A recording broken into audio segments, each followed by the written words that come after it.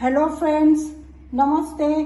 વિનાસ કિચનમાં મારા સબસ્ક્રાઇબર્સ અને વ્યુઅર્સને મારી યુટ્યુબ ચેનલ પર નવા વિડીયોઝ માટે સ્વાગત છે. આજે બનાવીશું ઉપવાસ માટેની રેસીપી, જેની સામગ્રી હું ડિસ્ક્રિપ્શનમાં આપેલી છે. હવે બટાકા વડાની સામગ્રી માટે હું 3 બટાકા લીધા. એને બોઇલ કરીને ઉપરની છાલ કાઢીને એને હું આવી રીતે ક્રશ કરી લીધા છે. તમે જોઈ શકો છો.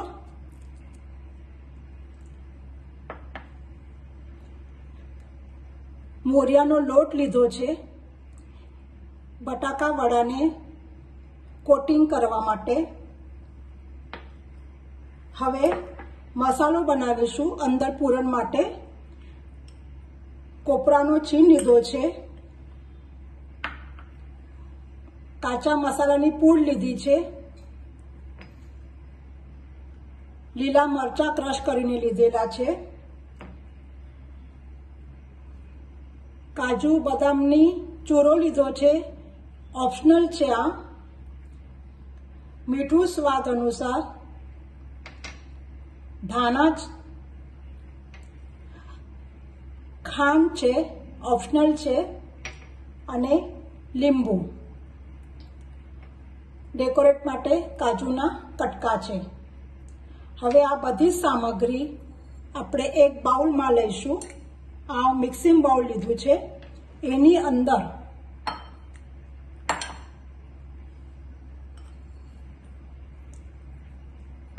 કોપરાનો છીણ,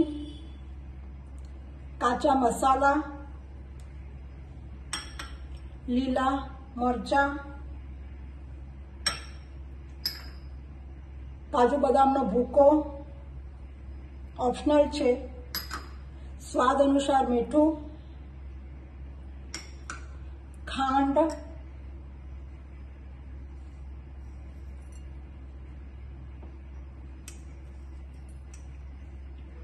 અને લીંબુનું પાક. ધાણા લીધા છે.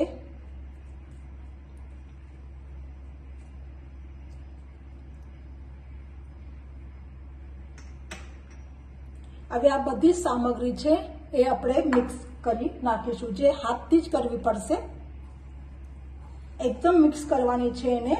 અને પછી જે બટાકા છે એની પૂરી હાથમાં વણીને એની અંદર આ બધો જ મસાલો અંદર ભરી દેવાનો છે. અને પછી કોટિંગ માટે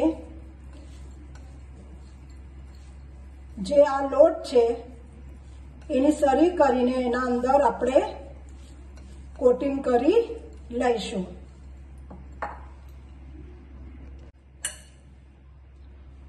હવે એક મિક્સિંગ બાઉલ લઈશું અને એની અંદર આ જે લોટ છે મોરિયાનો એ આના અંદર નાખીશું. અને એની થોડીક બહુ પાતળી સરી નથી કરવાની. બટાકા વડાને એને કોટ થઈ જાય એવી રીતની સરી કરવાની છે. આ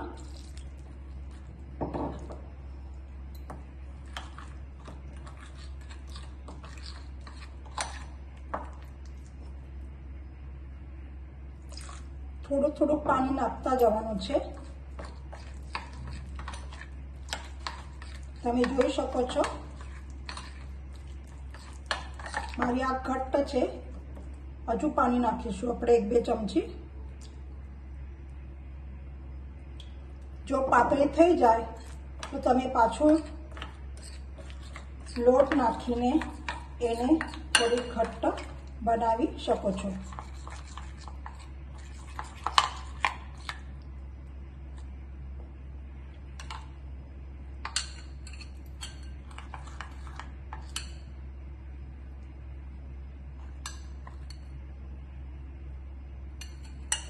હજુ થોડીક પાતળી બનાવું છું. 1 ચમચી જેવું નાખ્યું છે પાણી. તમે જોઈ શકો છો. આપણું આ તૈયાર થઈ ગયું છે અને આ મસાલો પણ તૈયાર થઈ ગયો છે સારણ અંદર ભરવા માટે.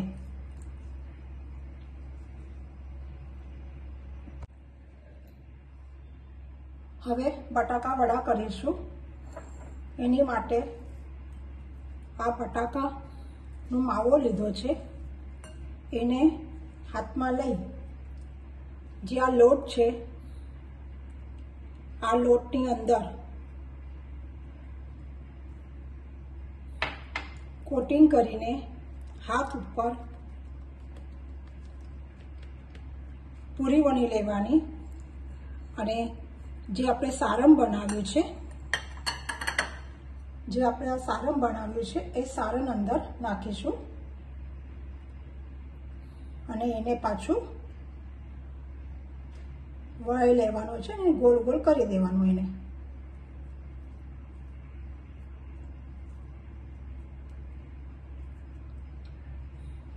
જો તમારું બટાકાનું એ થતું ના હોય માવાથી ડાયરેક્ટ, તો અંદર તમે આ જે મોરિયાનો લોટ છે જે આપણે બાઇન્ડિંગ કરી રહ્યા છે એના અંદર થોડુંક આના અંદર નાખીને થોડુંક લોટ બાંધી લેવાનો છે, તેથી તમારા બટાકાનો તૂટે નહીં. જો તમે જોઈ શકો છો. હવે આ જે બનાવેલું બટાકા વડા છે એ આપણે આ સરીમાં કોટિંગ કરીને પછી ફ્રાય કરી લઈશું. એવી રીતે બીજું લેવાનું છે.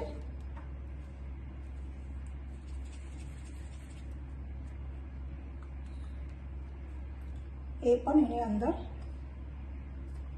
આવી રીતે રંગ દોરીને એટલે કે કોટિંગ કરીને આવી પૂરી બનાવી લેવાની. હાથ ઉપર જ બનાવવાની છે, તમારે નીચે તો થાય જ નહીં. પછી એની અંદર પાછું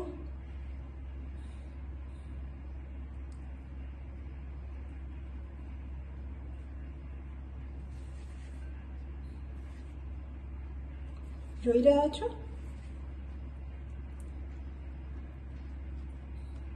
જો બટાકાનો જે માવો છે એ પાતળો રહેતો હશે ને તો તમે અંદર જે આ લોટ છે એ અંદર તમે નાખીને સરખો કરી શકો છો. બટાકાની અંદર તમે એવી રીતે ચપટા પણ કરી શકો છો જો તમને ફ્લેટ ગમતા હોય તો.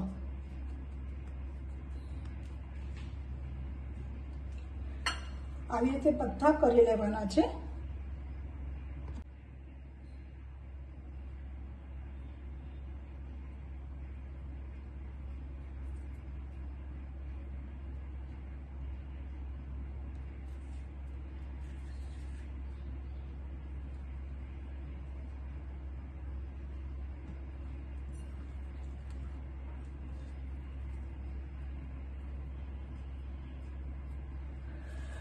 આ ખાવા પર બહુ ટેસ્ટી લાગે છે. તમે એક વખત જરૂરથી ટ્રાય કરો.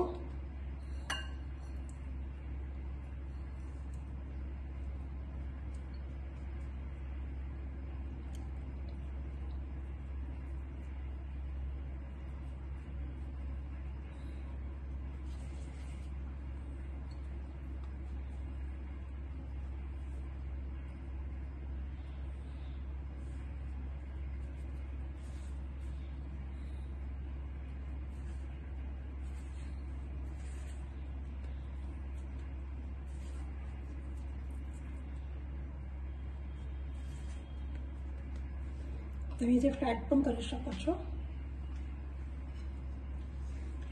મારા આવા બટાકા તૈયાર થઈ ગયા છે.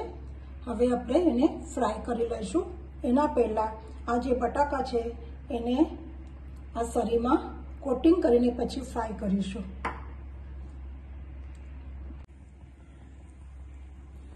આપણું તેલ ગરમ થઈ ગયું છે. હવે આ જે બટાકા વડા છે એ આપણે આ સરીમાં રંગ કોટિંગ કરી લેવાનું છે. આવી રીતે મીડિયમ ગેસ મૂકવાનો છે. ફ્લેમ મીડિયમ ઉપર મૂકવાની છે, બહુ ફાસ્ટ નથી મૂકવાનો.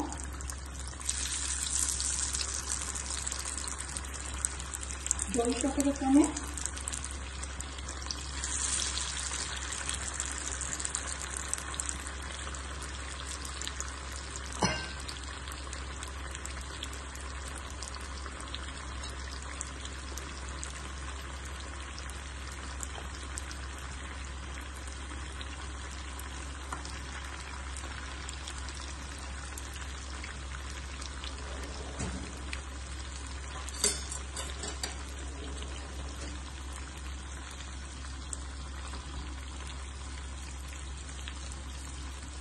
જો તમને આ રેસીપી ગમે તો તમે લાઈક, શેર અને સબસ્ક્રાઈબ કરો અને બેલ આઇકોનને દબાવો, જેથી નવા વિડીયોઝ તમારા સુધી પહેલા પહોંચશે.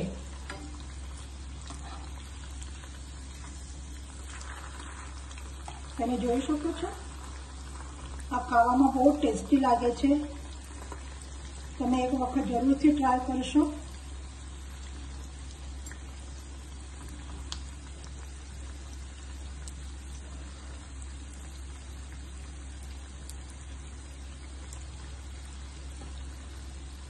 ગેસની ફ્લેમ મીડિયમ જ રાખવાની છે, ફાસ્ટ નથી કરવાની.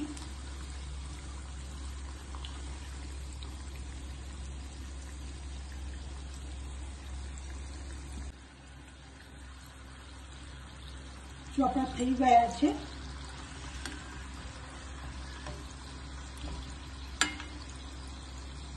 હવે આપણે પ્લેટમાં કાઢી લઈશું.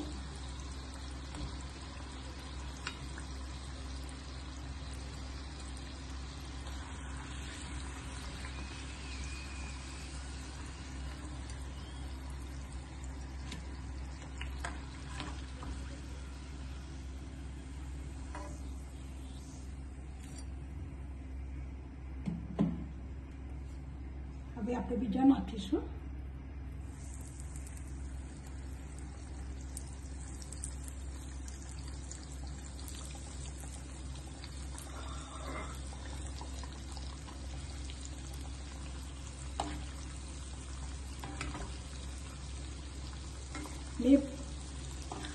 બે ફ્લેટ કરેલા છે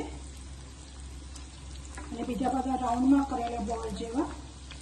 તમે બંને ટાઈપથી કરી શકો છો.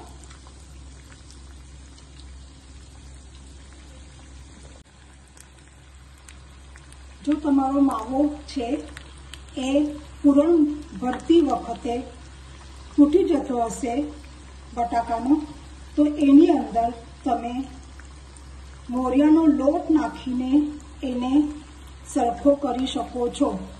જો અંદર મોરિયાનો તમે લોટ નાખશો તો તમારો બટાકાનો જે માવો છે એ તૂટી ન જાય એ પૂરી કરતી વખતે.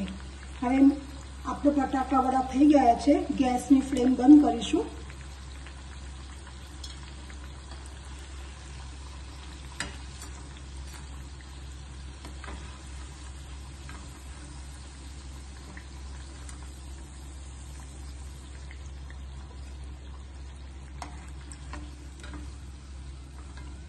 ફ્લેટ કરેલો છે.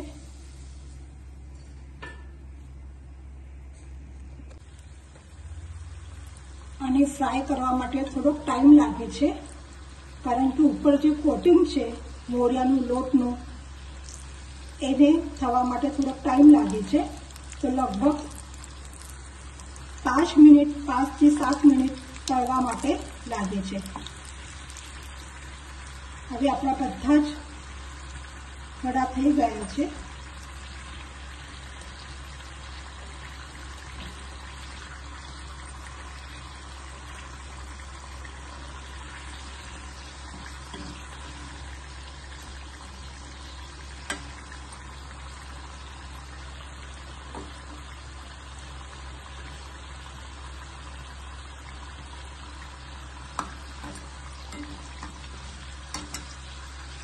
એક પ્લેટમાં કાઢી લઈશું.